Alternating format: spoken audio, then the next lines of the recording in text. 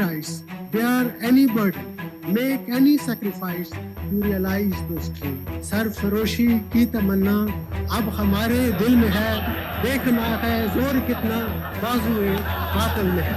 Prefer.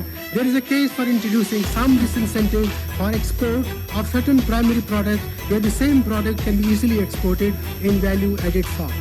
I therefore propose to impose an export duty of 10% on exports of certain types of finished leather and on unpolished granite in order to encourage exporters to shift to leather products and polished granites. I am also imposing an export duty of 5% on iron ore. The proposals are expected to yield an additional revenue of rupees 142 crores. Sir, I have also proposed certain amendments in the finance.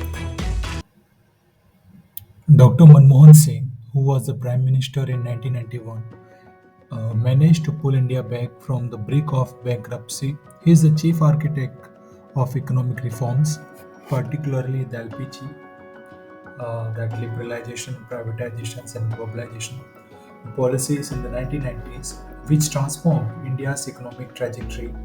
India was on the verge of economic collapse in 1991 when the foreign exchange reserves dwindled to historic low levels that could only cover few weeks of imports with the widening fiscal deficit, rising inflation, and India facing a severe balance of payment crisis. The list of challenges did not stop here. The collapse of Soviet Union, India's key trading partner, affected the supply of the cheap oil and the raw material as a transcontinental country had cut off the major source of these essential items. So these deteriorating indicators had hit the Indian economy hard while calling for urgent and the bold actions for the PV Narasimha Rao government. So then Finance Minister Manmohan Singh, a seasoned economist and the former IBI governor, took the charge of the economic scenario and introduced the path-breaking reforms in 1991 budget to stabilize the economy for the long-term growth. Uh, Dr. Manmohan Singh dismantled the license Raj, which restricted the business to operate in the country. Licenses were difficult to get under this system. Sometimes businesses even had to receive the approval from up to 80 agencies before getting a license for the production process. The rule was in the place from the 1950s to 1991.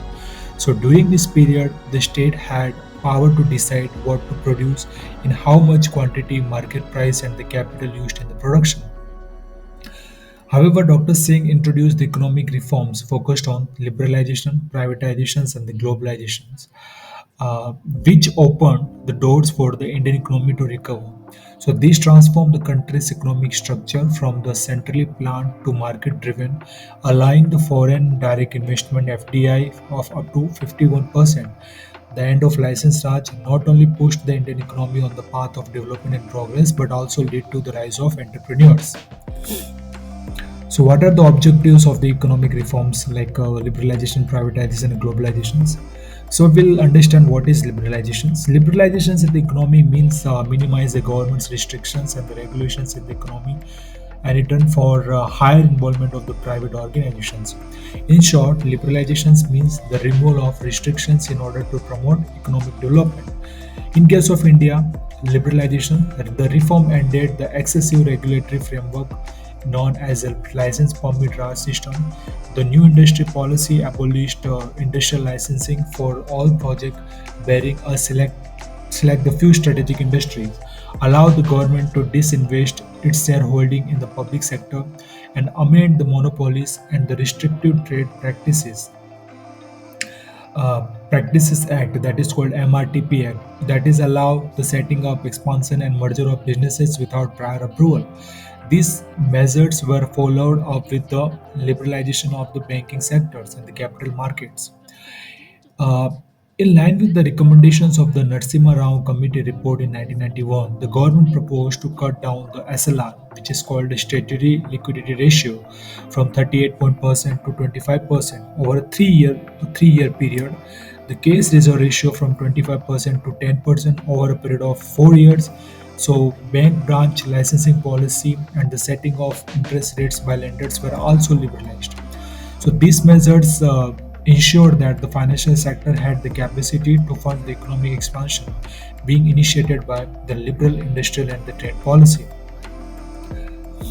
Second one, privatization. So, what is privatization? Privatization means it is a process of transferring the ownership, management, and control of a public sector enterprise to the private sector. This can include this sale of state-owned enterprises, outsourcing of the public services, or deregulation of the private business activities.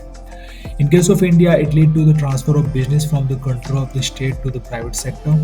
The new policy reduced the number of the areas reserved only for the public sector companies from 17 to 8. These structure reforms led to new enterprises coming into the pictures both in the industrial and the services sectors, growth gaining momentum, and a large number of Indians existing poverty.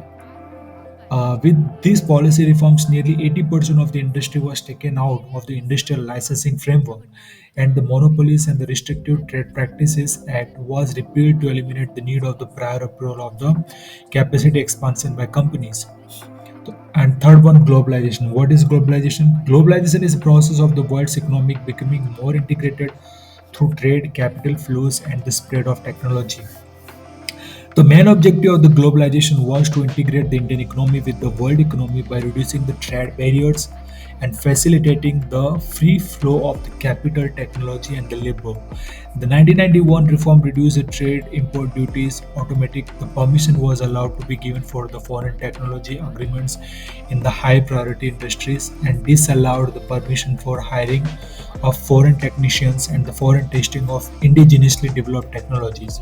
The Indian government allowed a direct foreign investment up to 51% foreign equity and removed the bottlenecks to facilitate foreign technology agreements in the high priority industries.